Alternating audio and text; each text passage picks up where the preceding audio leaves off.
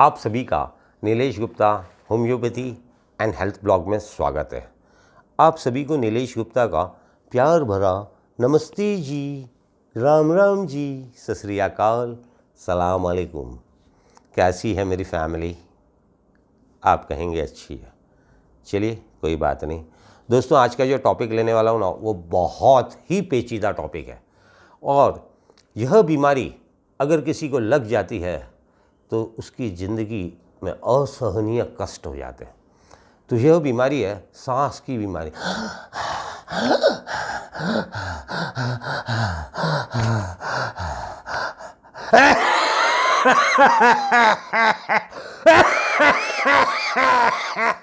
ऐसा आपने देखा होगा। इस बीमारी को कहते हैं अस्थमा। दोस्तों, ये इस बीमारी जिस किसी को भी लग जाती है ना, ये वही जानता है कि वो जिंदा नर्क भुगत रहा है। तो आज हम बात करेंगे ऐसी जानलेवा बीमारी अस्थमा, जिससे आप राहत पा सकते हैं, छुटकारा पा सकते हैं। इस वीडियो में जो हम जानकारी देंगे ना दोस्तों, आज तक कभी किसी ने नहीं दी होगी। तो इस वीडियो को लास्ट तक देखिएगा। आपके घर में, आपकी फैमिली में, आपके दोस्त में अगर किसी को अस्थमा होगा तो आप उसे जीवन दान दे सकेंगे। तो इस जानकारी को जानने के लिए, इस बीमारी के बारे में जानने के लिए वीडियो अंत तक देखिएगा, वरना कुछ छूट जाएगा। और ये जानकारी आज के पहले न किसी ने दी होगी और न आपको मालूम होगी। तो ऐसी जानकारी के लिए देखते रहिए वीडियो लास्ट तक। और दोस्तों, सब्सक्राइब करना ना भूलिएगा, लाइक जरूर करिएगा और बेल आइकन हिट करिएगा। और अगर वीडियो अच्छी लगे तो कमेंट्स जरूर करिएगा, शेयर जरूर करिएगा और हिंदुस्तान को स्वस्थवर्धक होने में हमारी मदद करिएगा। ये आपसे हमारी प्रार्थना है। तो चलिए आज हम बात करते हैं अस्थमा के बारे में, सांस की बीमारी के बारे में। छोटे छोटे बच्चों को हो जाता है अस्थमा, बूढ़ों को हो जाता है अस्थमा, बीड़ी पीने वालों को। कहते हैं बीड़ी स्वर्ग की सीढ़ी है। और जब बीड़ी पीते हो तो मज़ा आता है। जब एक सिगरेट पीते हो ना तो 3 मिनट अपने जीवन का ख़त्म कर देते हो। It brings cancer, it brings asthma, सांस की बीमारी। अब आ जाते हैं इस बात पे कि ये ऐसा क्यों होता है, क्यों तड़फन होती है। इसका सबसे बड़ा कारण है आपकी श्वास की नली सिकुड़ जाती है। दूसरा चीज़ आपका फेफड़ा। आपका फेफड़ा करीब करीब 36 फुट का होता है अगर खोला जाए तो। और जब हम सांस लेते हैं, हम सांस क्यों लेते हैं जी? कहते हैं अगर सांस खत्म तो इंसान खत्म। लेकिन ये सांस क्यों जरूरी है, क्यों लेते हैं सांस? कभी सोचा आपने? जिस दिन से पैदा हुए और मरने तक आप सांस लेते हैं। क्योंकि आप सांस लेते हैं तो होता क्या, यही नहीं मालूम।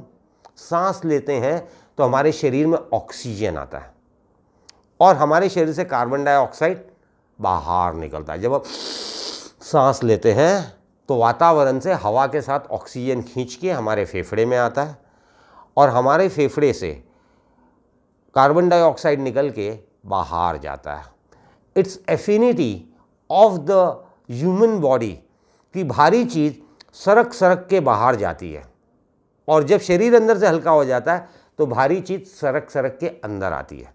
कहने का मतलब CO2 यानी 3 मॉलिक्यूल हो गए। तो जब हम सांस लेते हैं तो आपके खून में CO2 होता है, यानी वो भारी होता है। सरक सरक के एल्वियोलाई में एक्सचेंज होता है, CO2 बाहर जाता है। जब CO2 बाहर आ गया तो खून हल्का हो गया, तो बाहर से O2 ऑक्सीजन खून के अंदर आता है। ऑक्सीजन हमारे शरीर के लिए बहुत ज़रूरी है, क्योंकि ऑक्सीजन से ही हमारे शरीर में शक्ति का संचार होता है, यानी कि कंबशन होता है। हर चीज़ टूटती है और हमारे अंगों को मिलती है। तो कैटाबॉलिज्म एंड एनाबॉलिज्म, 2 प्रक्रिया बगैर ऑक्सीजन के हो नहीं सकती हैं। अब होता क्या है, आपके फेफड़े में काले निशान आ गए, आपका फेफड़ा कमज़ोर हो गया, आपको एलर्जी हो जाएगी। लोग कहते हैं ना, मुझे धूल से एलर्जी है, मुझे मिट्टी से एलर्जी, मुझे धुएँ से एलर्जी है। कोई कहता है कहीं कोई गेहूँ फटकता है ना, उससे मुझे एलर्जी है। कोई कहता है मुझे किसी बाँस से एलर्जी है। क्यों होती है एलर्जी? एलर्जी को शॉर्टकट में अगर बोला जाए तो फेफड़े की कमजोरी। तो जब फेफड़े की कमजोरी होती है तो आपको अस्थमा हो जाता है। कुछ लोगों का जब मौसम बदली होता है तब अस्थमा होता है। जब बारिश होती है तो अस्थमा के कई पेशेंटों को बहुत तकलीफ़ होती है, उनकी सांस अटक जाती है। उस टाइम पे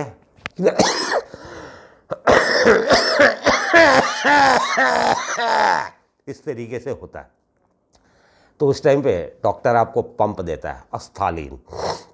जब उससे भी आप ठीक नहीं होंगे तो लास्ट में आप ऑक्सीजन के पाइप पे जाते हैं। तो ऐसी पेचीदा बीमारी से बचने के लिए क्या किया जाए? तो ये ऑक्सीजन की कमी से होता है, एलर्जीज से होता है। तो अगर ये हो ही गया तो किया क्या जाए? सबसे पहले आपको बचना चाहिए आपके एयर कंडीशन से। एयर कंडीशन जो है ये अस्थमा के पेशेंट के लिए सबसे भयंकर विष है, जहरीला विष। दूसरा है ठंडा पानी। तीसरा है रात में आपको ठंडी चीज़ें नहीं खानी चाहिए, जैसे कि दही, छाछ, अचार या भारी खाना जैसे कि पापड़, उड़द की दाल, माँ की दाल। रात में भारी खाना मत खाइए, क्योंकि जब आप रात में भारी खाना खाएंगे तो गैस फॉर्मेशन होगा और ये गैस आपके लंग्स पे दबाव क्रिएट करेगा और सांस की तकलीफ़ें और बढ़ जाएंगी। खैर, अब अगर अस्थमा हो ही गया तो क्या करना चाहिए? सबसे पहले अस्थमा के पेशेंट को गुनगुना गर्म पानी पीना चाहिए, जिससे कि उसका फेफड़ा साफ रहे। अस्थमा के पेशेंट को खाने के बाद थोड़ा थोड़ा गुड़ जरूर खाना चाहिए। गुड़ क्यों खाना चाहिए? चीनी अस्थमा में जहर है, लेकिन गुड़ अस्थमा के लिए बहुत बड़ी औषधि है। गुड़ खाने से फेफड़ा साफ होगा, गुड़ खाने से खून बनेगा, गुड़ खाने से ऑक्सीजन की मात्रा बढ़ेगी, गुड़ खाने से आपका पाचन तंत्र सही होगा, गुड़ खाने से आपकी हड्डियां मजबूत होगी, गुड़ खाने से आपकी नसें मजबूत होंगी। तो कहते हैं ना, आम के आम गुठलियों के दाम। तो ये गुड़ बहुत बड़ी बीमारी है अस्थमा की, भूलिएगा नहीं, अपने घर में गुड़ जरूर रखिएगा। अब अस्थमा अगर है तो आप पुराना गेहूं इस्तेमाल कीजिए। पुराना गेहूं का मतलब साल 2 साल 3 साल पुराना गेहूं, पुराना चावल आप खाइए, मूंग खाइए। और उत्तराखंड से एक दाल आती है, कुल्थी की दाल कहा जाता है। कुल्थी की दाल अस्थमा में बेहद फ़ायदेमंद है, लेकिन वार्निंग दोस्तों, अगर टीबी है, ट्यूबरक्लोसिस है, तो कुल्थी नहीं खाना है। कुल्थी की दाल को पकने में काफ़ी टाइम लगता है और कुल्थी की दाल बहुत ही ताकतवर होती है। कुल्थी की दाल को खाने से जितना बलगम है वो पिघलता है और साथ ही साथ हड्डियाँ मजबूत होती हैं। कुल्थी का पानी पीने से किडनी साफ़ होती है और किडनी स्टोन बाहर निकलता है। तो कुल्थी की दाल ज़रूर खाइए। जौ के आटे की रोटी खाइए। और आयुर्वेद में पटोला कहा गया है। अब आप बोलेंगे पटोला क्या है? तो परवल। परवल बहुत बड़ा औषधीय गुण है। परवल एक बहुत बड़ी औषधि है। इसके साथ ही साथ आपको पत्तेदार सब्जियां खानी चाहिए, जैसे कि पालक, मेथी, सरसों। ये खाएंगे तो अस्थमा कंट्रोल में रहेगा। गाजर, ठंडी पड़ रही है, गाजर का जूस पीजिए। गाजर को सलाद के रूप में खाइए, आपका बलगम बाहर आएगा और आपको अस्थमा में राहत मिलेगी। लहसुन, अदरक, काली मिर्ची, सौंठ और हल्दी, ये जो है ये अस्थमा की बहुत बड़ी औषधि है। अब अस्थमा के अंदर सबसे बड़ा विष का काम क्या करेगा? Cold drinks, cola, lemon, orange. बुरे मेरे lips, I love chips. Chips, ice cream, junk food, pizzas, burgers, momos, noodles, American food, pasta. Non veg एक बहुत बड़ा जहर है। मीट, मांस, मछली, अंडा, क्योंकि ये भारी होते हैं खाने के लिए। रिच फूड जैसे कि पनीर, सोयाबीन, ये हानिकारक होता है। खोए की मिठाई, आलू सबसे बड़ा जहर है, दही सबसे बड़ा जहर है, छाछ जहर है अस्थमा के पेशेंट के लिए, क्योंकि ठंडी चीज़ खाने से आपका फेफड़ा सिकुड़ जाएगा। अब आ जाते हैं ड्राई फ्रूट्स में। तो 2 अंजीर रात को पानी में भिगो दीजिए, सुबह इसका पानी पी लीजिए, अंजीर को खा लीजिए। और अगर आपको सांस लेने में दिक्कत है तो सबसे बड़ी चीज़ है अजवाइन की भाप। 4 चम्मच अजवाइन लीजिए, 2 लीटर पानी लीजिए, उसे उबालिए, 5 मिनट मुंह से सांस लीजिए, नाक से छोड़िए, 5 मिनट नाक से छोड़िए, नाक से लीजिए, मुंह से छोड़िए। 10 मिनट सुबह, 10 मिनट दोपहर, 10 मिनट शाम को आप इस प्रयोग को करके देखिएगा, अस्थमा में बहुत ज़्यादा फ़ायदा होता है।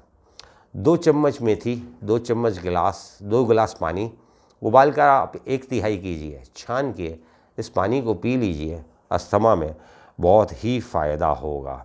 और साथ ही साथ इस पानी में आप आधा चम्मच अदरक का रस और 1 चम्मच शहद मिला के पिएंगे तो और ज़्यादा फ़ायदा होगा। सरसों का तेल और लहसुन कूट के सरसों के तेल में डाल के गर्म कीजिए, छाती पे मालिश कीजिए, उससे आपको अस्थमा में बहुत ही फ़ायदा होगा। और विटामिन सी यानी गर्म पानी में नींबू निचोड़ के पीजिए, मौसम्बी का जूस पीजिए। विटामिन सी का सेवन अत्यंत प्रभावकारी है अस्थमा के लिए और वायरल इन्फेक्शंस के लिए। अब पीपल तो आपने सुना ही होगा, पीपल की बहुत बड़ी महिमा है। भगवान बुद्ध ने पीपल के पेड़ के नीचे बैठ के तपस्या की थी, जहाँ से उन्हें ज्ञान प्राप्त हुआ था। तो पीपल की 2 कोमल पत्ती अगर आप रोज़ चबाएंगे तो वो अस्थमा और अस्थमा के साथ ही साथ हार्ट के लिए, दिमाग के लिए, आपके पेट के लिए, औरतों के माहवारी यानी मासिक के लिए ज़बरदस्त काम करती है पीपल। हार्ट अटैक अगर जिसको हो जाए, 2 पीपल की कोमल पत्ती उसे 21 दिन तक लगातार खिलाइए, लेकिन पीपल की पत्ती रविवार को मत खाइएगा। जो बच्चे ऑटिज़म का शिकार होते हैं उन्हें पीपल की पत्ती खिलाइए, बहुत ही फ़ायदा होगा। और अंत में रोज़ आप पूजा करते हैं तुलसी की, 5 पत्ती तुलसी लीजिए, पानी से धोइए, मसल के गोली बनाइए और खाइए। और दोस्तों प्लीज़ मैं आप सभी से हाथ जोड़ के प्रार्थना करता हूँ, तुलसी में पारा होता है यानी मर्क्यूरी, मैंने देखा है और सुना है अक्सर लोग तुलसी चाय में डाल के पीते हैं। तुलसी के अंदर पारा है यानी कि मर्क्यूरी और दूध की दुश्मनी है, इससे मौत भी हो सकती है।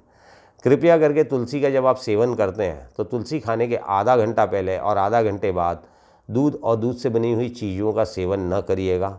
और तुलसी को कभी दांत से मत चबाइएगा वरना दांत में कीड़े लग जाएंगे।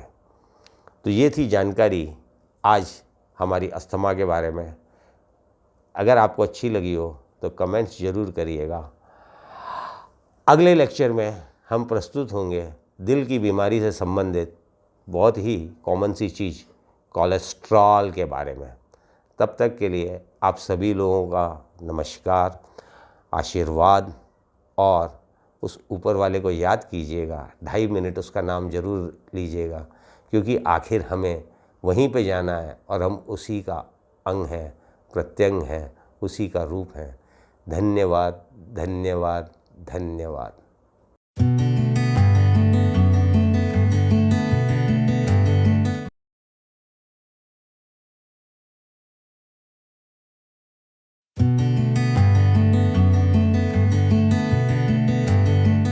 आप सभी का Nilesh Gupta homeopathy and health blog में स्वागत है।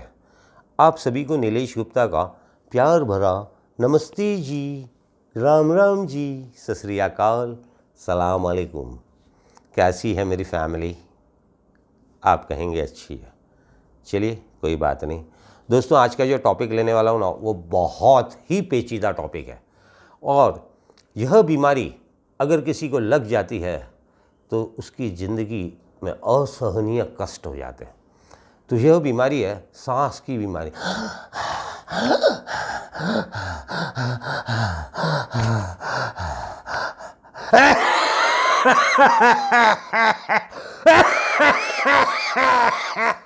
ऐसा आपने देखा होगा। इस बीमारी को कहते हैं अस्थमा। दोस्तों ये इस बीमारी जिस किसी को भी लग जाती है ना, ये वही जानता है कि वो जिंदा नर्क भुगत रहा है।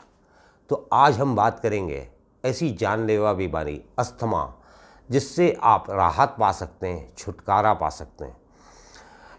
इस वीडियो में जो हम जानकारी देंगे ना दोस्तों, आज तक कभी किसी ने नहीं दी होगी। तो इस वीडियो को लास्ट तक देखिएगा।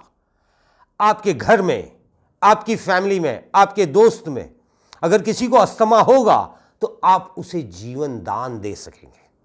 तो इस जानकारी को जानने के लिए, इस बीमारी के बारे में जानने के लिए वीडियो अंत तक देखिएगा, वरना कुछ छूट जाएगा। और ये जानकारी आज के पहले न किसी ने दी होगी और न आपको मालूम होगी। तो ऐसी जानकारी के लिए देखते रहिए वीडियो लास्ट तक। और दोस्तों, सब्सक्राइब करना ना भूलिएगा, लाइक जरूर करिएगा और बेल आइकन हिट करिएगा। और अगर वीडियो अच्छी लगे तो कमेंट्स जरूर करिएगा, शेयर जरूर करिएगा और हिंदुस्तान को स्वस्थवर्धक होने में हमारी मदद करिएगा। ये आपसे हमारी प्रार्थना है। तो चलिए आज हम बात करते हैं अस्थमा के बारे में, सांस की बीमारी के बारे में। छोटे छोटे बच्चों को हो जाता है अस्थमा, बूढ़ों को हो जाता है अस्थमा, बीड़ी पीने वालों को। कहते हैं बीड़ी स्वर्ग की सीढ़ी है। और जब बीड़ी पीते हो तो मज़ा आता है। जब एक सिगरेट पीते हो ना तो 3 मिनट अपने जीवन का ख़त्म कर देते हो। It brings cancer, it brings asthma, सांस की बीमारी। अब आ जाते हैं इस बात पे कि ये ऐसा क्यों होता है, क्यों तड़फन होती है। इसका सबसे बड़ा कारण है आपकी श्वास की नली सिकुड़ जाती है। दूसरा चीज़ आपका फेफड़ा। आपका फेफड़ा करीब करीब 36 फुट का होता है अगर खोला जाए तो। और जब हम सांस लेते हैं, हम सांस क्यों लेते हैं जी? कहते हैं अगर सांस खत्म तो इंसान खत्म। लेकिन ये सांस क्यों जरूरी है, क्यों लेते हैं सांस? कभी सोचा आपने? जिस दिन से पैदा हुए और मरने तक आप सांस लेते हैं। क्योंकि आप सांस लेते हैं तो होता क्या, यही नहीं मालूम। सांस लेते हैं तो हमारे शरीर में ऑक्सीजन आता है और हमारे शरीर से कार्बन डाइऑक्साइड बाहर निकलता है। जब आप सांस लेते हैं तो वातावरण से हवा के साथ ऑक्सीजन खींच के हमारे फेफड़े में आता है और हमारे फेफड़े से कार्बन डाइऑक्साइड निकल के बाहर जाता है। It's affinity of the human body कि भारी चीज़ सरक सरक के बाहर जाती है और जब शरीर अंदर से हल्का हो जाता है तो भारी चीज़ सरक सरक के अंदर आती है। कहने का मतलब CO2 यानी 3 मॉलिक्यूल हो गए। तो जब हम सांस लेते हैं तो आपके खून में CO2 होता है, यानी वो भारी होता है। सरक सरक के एल्वियोलाई में एक्सचेंज होता है, CO2 बाहर जाता है। जब CO2 बाहर आ गया तो खून हल्का हो गया, तो बाहर से O2 ऑक्सीजन खून के अंदर आता है। ऑक्सीजन हमारे शरीर के लिए बहुत ज़रूरी है क्योंकि ऑक्सीजन से ही हमारे शरीर में शक्ति का संचार होता है, यानी कि कंबशन होता है। हर चीज़ टूटती है और हमारे अंगों को मिलती है। तो कैटाबॉलिज्म एंड एनाबॉलिज्म 2 प्रक्रिया बगैर ऑक्सीजन के हो नहीं सकती हैं। अब होता क्या है, आपके फेफड़े में काले निशान आ गए, आपका फेफड़ा कमज़ोर हो गया, आपको एलर्जी हो जाएगी। लोग कहते हैं ना मुझे धूल से एलर्जी है, मुझे मिट्टी से एलर्जी, मुझे धुएं से एलर्जी है। कोई कहता है कहीं कोई गेहूँ फटकता है ना उससे मुझे एलर्जी है। कोई कहता है मुझे किसी बाँस से एलर्जी है। क्यों होती है एलर्जी? एलर्जी को शॉर्टकट में अगर बोला जाए तो फेफड़े की कमज़ोरी। तो जब फेफड़े की कमज़ोरी होती है तो आपको अस्थमा हो जाता है। कुछ लोगों का जब मौसम बदली होता है तब अस्थमा होता है। जब बारिश होती है तो अस्थमा के कई पेशेंटों को बहुत तकलीफ़ होती है, उनकी सांस अटक जाती है उस टाइम पे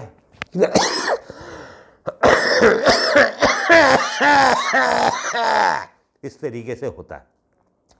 तो उस टाइम पे डॉक्टर आपको पंप देता है अस्थालीन।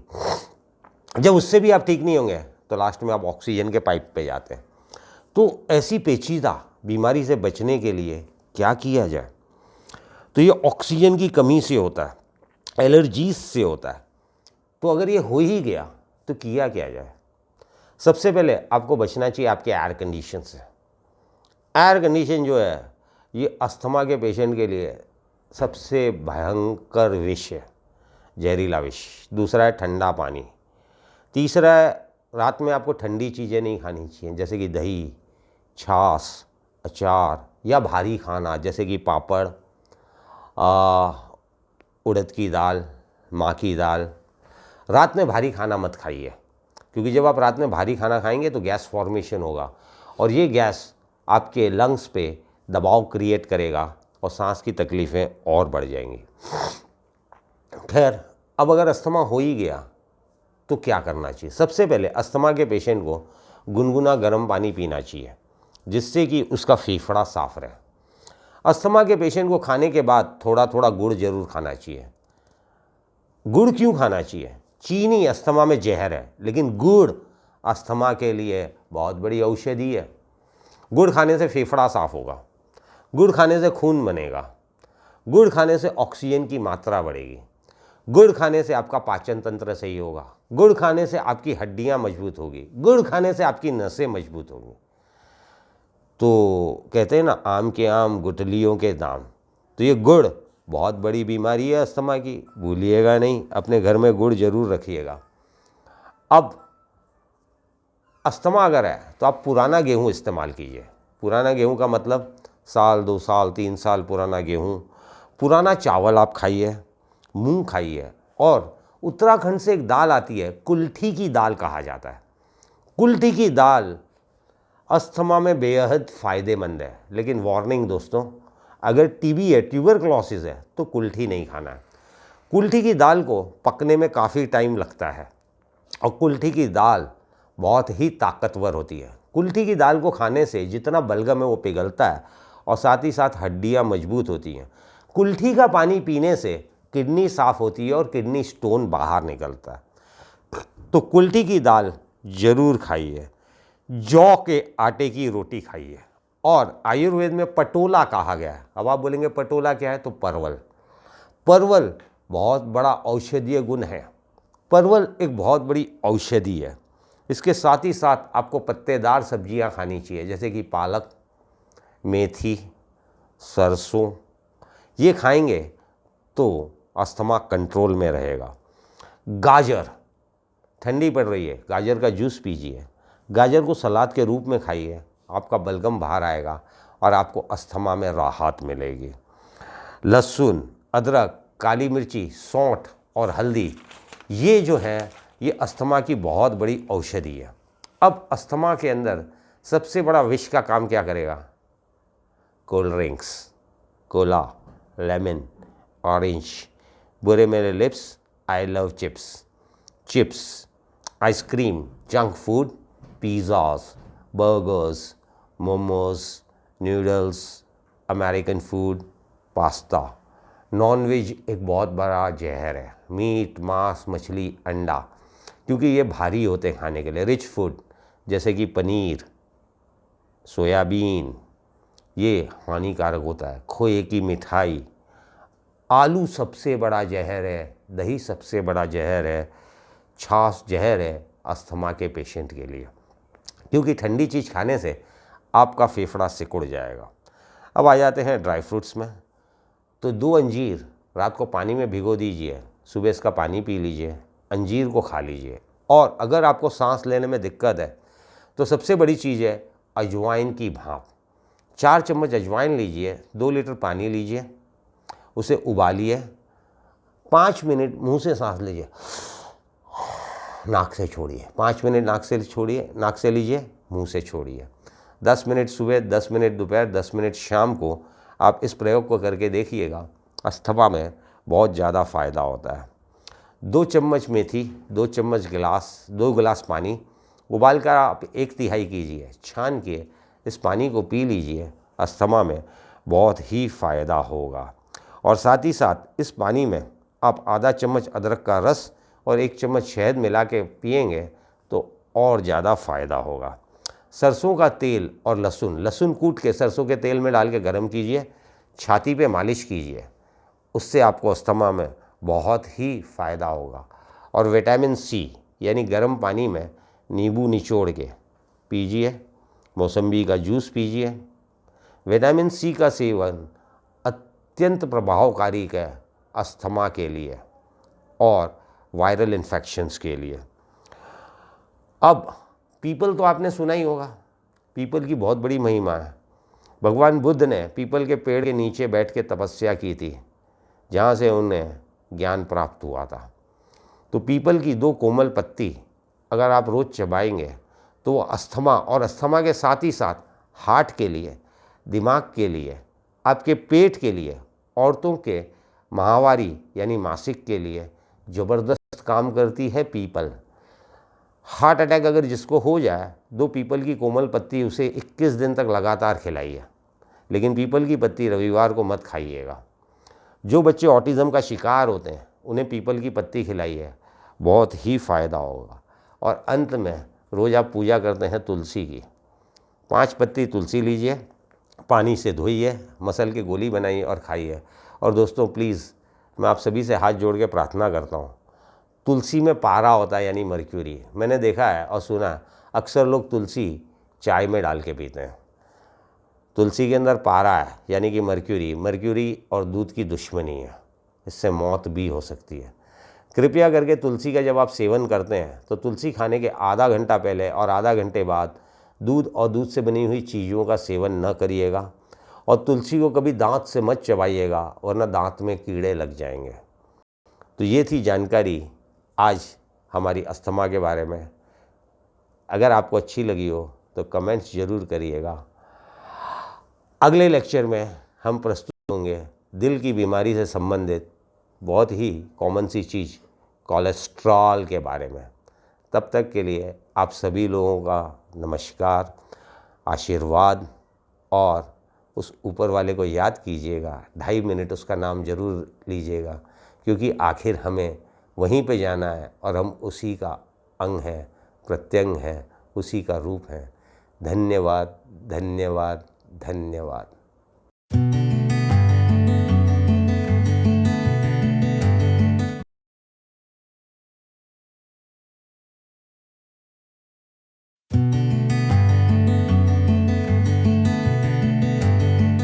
आप सभी का Nilesh Gupta homeopathy and health blog में स्वागत है। आप सभी को नीलेश गुप्ता का प्यार भरा नमस्ते जी, राम राम जी, सत श्री अकाल, सलाम अलैकुम। कैसी है मेरी फैमिली? आप कहेंगे अच्छी है। चलिए कोई बात नहीं दोस्तों, आज का जो टॉपिक लेने वाला हूँ ना वो बहुत ही पेचीदा टॉपिक है। और यह बीमारी अगर किसी को लग जाती है तो उसकी ज़िंदगी में असहनीय कष्ट हो जाते हैं। तो यह बीमारी है सांस की बीमारी।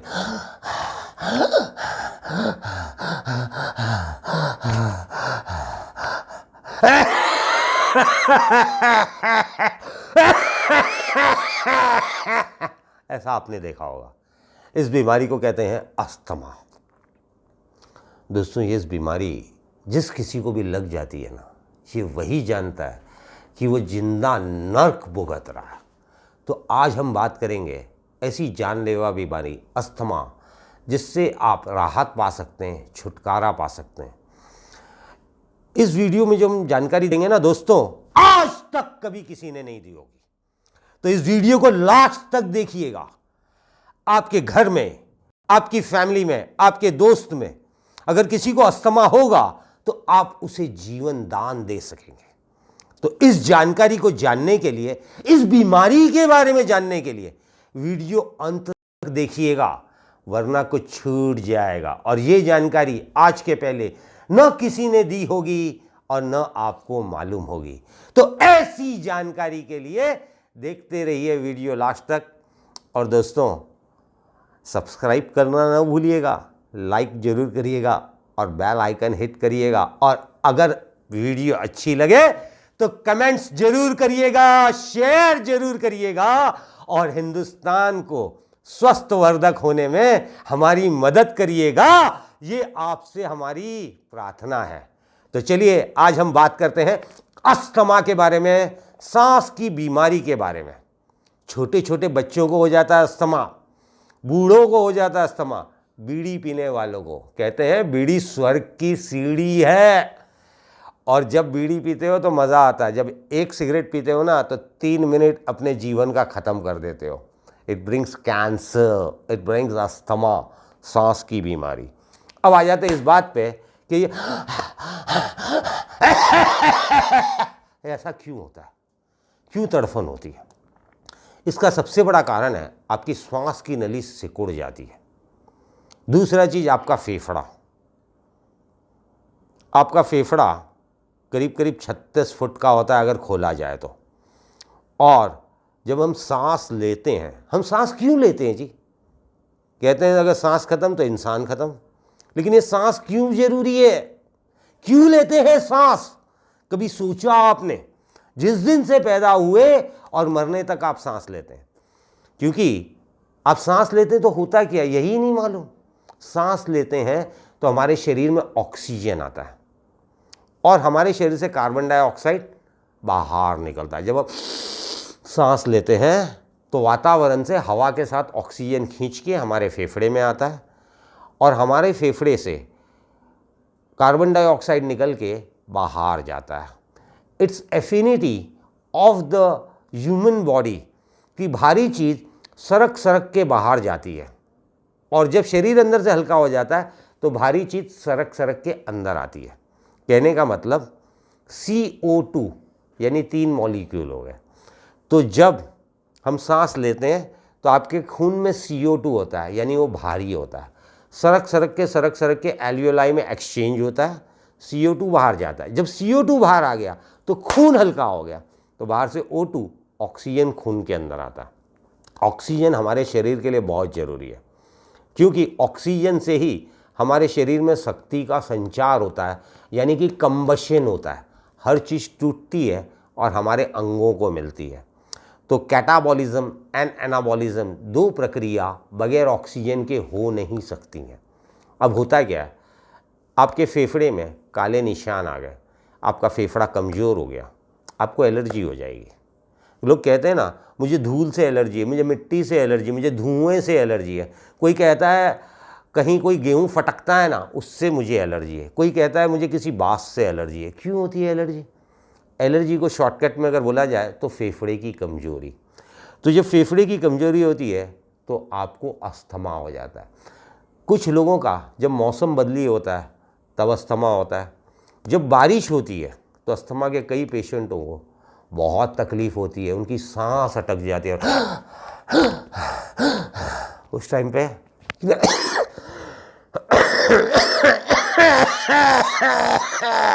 इस तरीके से होता है। तो उस टाइम पे डॉक्टर आपको पंप देता है अस्थालीन। जब उससे भी आप ठीक नहीं होंगे तो लास्ट में आप ऑक्सीजन के पाइप पे जाते हैं। तो ऐसी पेचीदा बीमारी से बचने के लिए क्या किया जाए? तो ये ऑक्सीजन की कमी से होता है, एलर्जीज से होता है। तो अगर ये हो ही गया तो किया क्या जाए? सबसे पहले आपको बचना चाहिए आपके एयर कंडीशन से। एयर कंडीशन जो है ये अस्थमा के पेशेंट के लिए सबसे भयंकर विष है, जहरीला विष। दूसरा है ठंडा पानी। तीसरा है रात में आपको ठंडी चीज़ें नहीं खानी चाहिए, जैसे कि दही, छाछ, अचार या भारी खाना जैसे कि पापड़, उड़द की दाल, माँ की दाल। रात में भारी खाना मत खाइए, क्योंकि जब आप रात में भारी खाना खाएंगे तो गैस फॉर्मेशन होगा और ये गैस आपके लंग्स पे दबाव क्रिएट करेगा और सांस की तकलीफ़ें और बढ़ जाएंगी। खैर, अब अगर अस्थमा हो ही गया तो क्या करना चाहिए? सबसे पहले अस्थमा के पेशेंट को गुनगुना गर्म पानी पीना चाहिए, जिससे कि उसका फेफड़ा साफ रहे। अस्थमा के पेशेंट को खाने के बाद थोड़ा थोड़ा गुड़ जरूर खाना चाहिए। गुड़ क्यों खाना चाहिए? चीनी अस्थमा में जहर है, लेकिन गुड़ अस्थमा के लिए बहुत बड़ी औषधि है। गुड़ खाने से फेफड़ा साफ होगा, गुड़ खाने से खून बनेगा, गुड़ खाने से ऑक्सीजन की मात्रा बढ़ेगी, गुड़ खाने से आपका पाचन तंत्र सही होगा, गुड़ खाने से आपकी हड्डियां मजबूत होगी, गुड़ खाने से आपकी नसें मजबूत होंगी।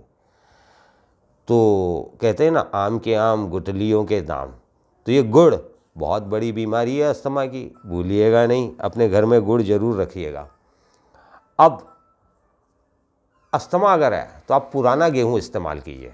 पुराना गेहूँ का मतलब 1 साल 2 साल 3 साल पुराना गेहूँ, पुराना चावल आप खाइए, मूंग खाइए। और उत्तराखंड से एक दाल आती है, कुल्थी की दाल कहा जाता है। कुल्थी की दाल अस्थमा में बेहद फ़ायदेमंद है, लेकिन वार्निंग दोस्तों, अगर टीबी है, ट्यूबरक्लोसिस है, तो कुल्थी नहीं खाना है। कुल्थी की दाल को पकने में काफ़ी टाइम लगता है और कुल्थी की दाल बहुत ही ताकतवर होती है। कुल्थी की दाल को खाने से जितना बलगम है वो पिघलता है और साथ ही साथ हड्डियाँ मजबूत होती हैं। कुल्थी का पानी पीने से किडनी साफ़ होती है और किडनी स्टोन बाहर निकलता है। तो कुल्थी की दाल ज़रूर खाइए, जौ के आटे की रोटी खाइए। और आयुर्वेद में पटोला कहा गया है। अब आप बोलेंगे पटोला क्या है, तो परवल। परवल बहुत बड़ा औषधीय गुण है। परवल एक बहुत बड़ी औषधि है। इसके साथ ही साथ आपको पत्तेदार सब्जियां खानी चाहिए, जैसे कि पालक, मेथी, सरसों।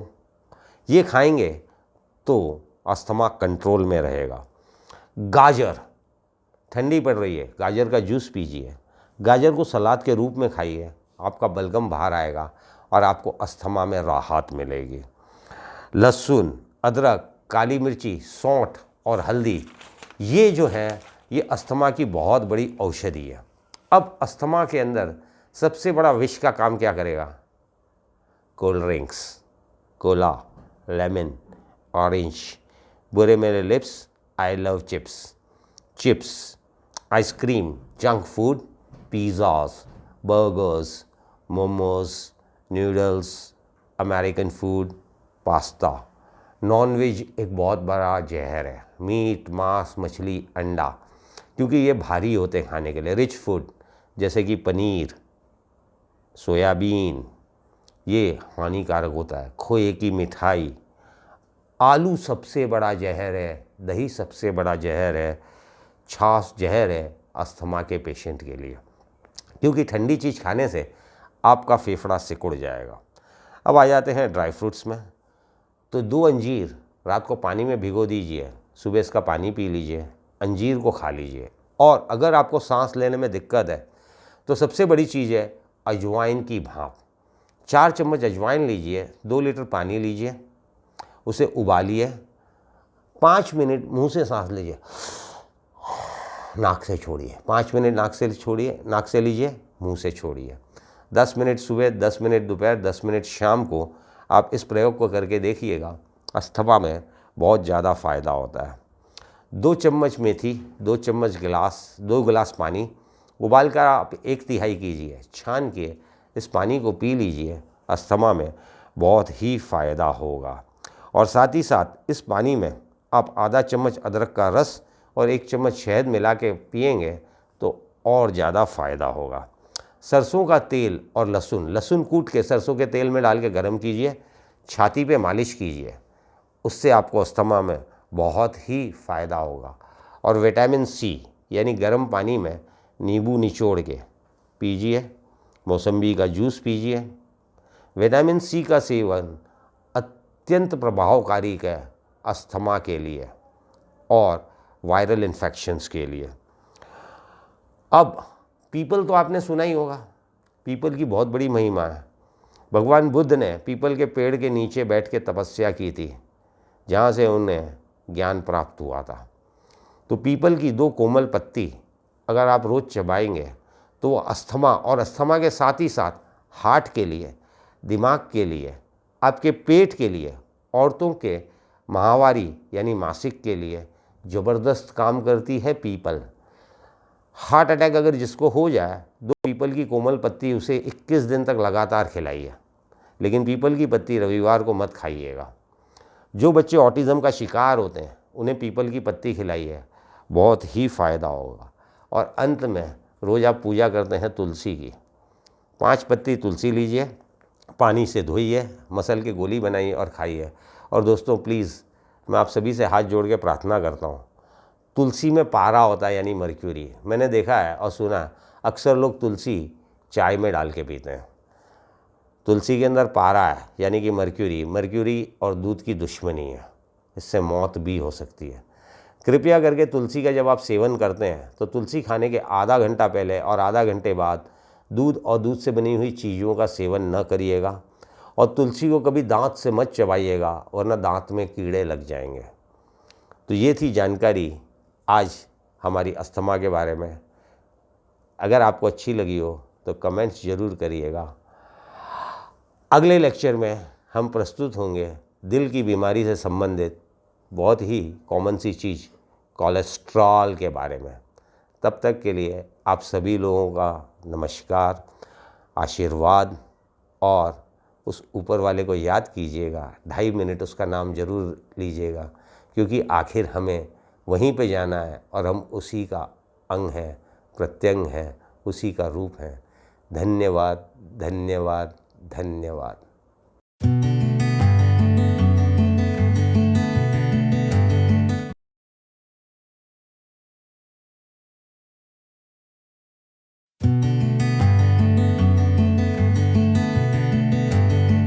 आप सभी का Nilesh Gupta homeopathy and health blog में स्वागत है।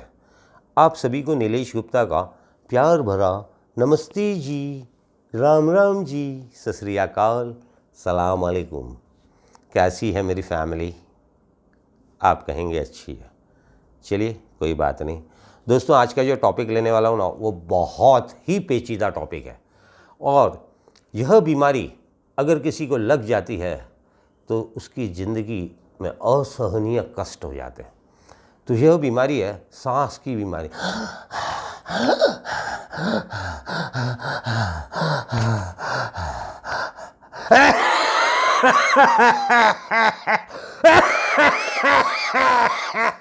ऐसा आपने देखा होगा। इस बीमारी को कहते हैं अस्थमा। दोस्तों, ये इस बीमारी जिस किसी को भी लग जाती है ना, ये वही जानता है कि वो जिंदा नर्क भुगत रहा है। तो आज हम बात करेंगे ऐसी जानलेवा बीमारी अस्थमा, जिससे आप राहत पा सकते हैं, छुटकारा पा सकते हैं।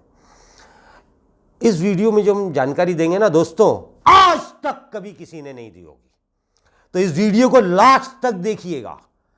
आपके घर में, आपकी फैमिली में, आपके दोस्त में अगर किसी को अस्थमा होगा तो आप उसे जीवन दान दे सकेंगे। तो इस जानकारी को जानने के लिए, इस बीमारी के बारे में जानने के लिए वीडियो अंत तक देखिएगा, वरना कुछ छूट जाएगा। और ये जानकारी आज के पहले न किसी ने दी होगी और न आपको मालूम होगी। तो ऐसी जानकारी के लिए देखते रहिए वीडियो लास्ट तक। और दोस्तों, सब्सक्राइब करना ना भूलिएगा, लाइक जरूर करिएगा और बेल आइकन हिट करिएगा। और अगर वीडियो अच्छी लगे तो कमेंट्स जरूर करिएगा, शेयर जरूर करिएगा और हिंदुस्तान को स्वस्थवर्धक होने में हमारी मदद करिएगा। ये आपसे हमारी प्रार्थना है। तो चलिए आज हम बात करते हैं अस्थमा के बारे में, सांस की बीमारी के बारे में। छोटे छोटे बच्चों को हो जाता है अस्थमा, बूढ़ों को हो जाता है अस्थमा, बीड़ी पीने वालों को। कहते हैं बीड़ी स्वर्ग की सीढ़ी है। और जब बीड़ी पीते हो तो मज़ा आता है। जब एक सिगरेट पीते हो ना तो 3 मिनट अपने जीवन का ख़त्म कर देते हो। It brings cancer, it brings asthma, सांस की बीमारी। अब आ जाते हैं इस बात पे कि ये ऐसा क्यों होता है, क्यों तड़फन होती है। इसका सबसे बड़ा कारण है आपकी श्वास की नली सिकुड़ जाती है। दूसरा चीज़, आपका फेफड़ा। आपका फेफड़ा करीब करीब 36 फुट का होता है अगर खोला जाए तो। और जब हम सांस लेते हैं, हम सांस क्यों लेते हैं जी? कहते हैं अगर सांस खत्म तो इंसान खत्म। लेकिन ये सांस क्यों जरूरी है, क्यों लेते हैं सांस? कभी सोचा आपने? जिस दिन से पैदा हुए और मरने तक आप सांस लेते हैं। क्योंकि आप सांस लेते हैं तो होता क्या, यही नहीं मालूम। सांस लेते हैं तो हमारे शरीर में ऑक्सीजन आता है और हमारे शरीर से कार्बन डाइऑक्साइड बाहर निकलता है। जब आप सांस लेते हैं तो वातावरण से हवा के साथ ऑक्सीजन खींच के हमारे फेफड़े में आता है और हमारे फेफड़े से कार्बन डाइऑक्साइड निकल के बाहर जाता है।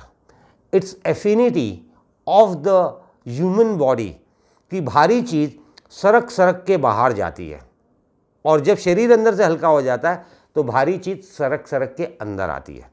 कहने का मतलब CO2 यानी 3 मॉलिक्यूल हो गए। तो जब हम सांस लेते हैं तो आपके खून में CO2 होता है, यानी वो भारी होता है। सरक सरक के एल्वियोलाई में एक्सचेंज होता है, CO2 बाहर जाता है। जब CO2 बाहर आ गया तो खून हल्का हो गया, तो बाहर से O2 ऑक्सीजन खून के अंदर आता है। ऑक्सीजन हमारे शरीर के लिए बहुत ज़रूरी है क्योंकि ऑक्सीजन से ही हमारे शरीर में शक्ति का संचार होता है, यानी कि कंबशन होता है। हर चीज़ टूटती है और हमारे अंगों को मिलती है। तो कैटाबॉलिज्म एंड एनाबॉलिज्म, दो प्रक्रिया बगैर ऑक्सीजन के हो नहीं सकती हैं। अब होता क्या है, आपके फेफड़े में काले निशान आ गए, आपका फेफड़ा कमज़ोर हो गया, आपको एलर्जी हो जाएगी। लोग कहते हैं ना, मुझे धूल से एलर्जी है, मुझे मिट्टी से एलर्जी, मुझे धुएं से एलर्जी है।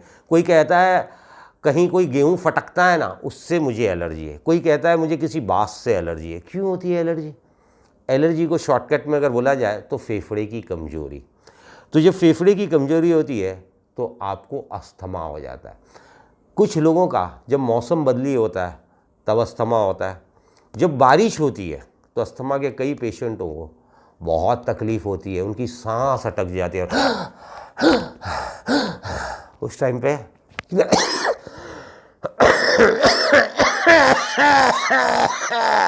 इस तरीके से होता है। तो उस टाइम पे डॉक्टर आपको पंप देता है अस्थालीन। जब उससे भी आप ठीक नहीं होंगे तो लास्ट में आप ऑक्सीजन के पाइप पे जाते हैं। तो ऐसी पेचीदा बीमारी से बचने के लिए क्या किया जाए? तो ये ऑक्सीजन की कमी से होता है, एलर्जीज से होता है। तो अगर ये हो ही गया तो किया क्या जाए?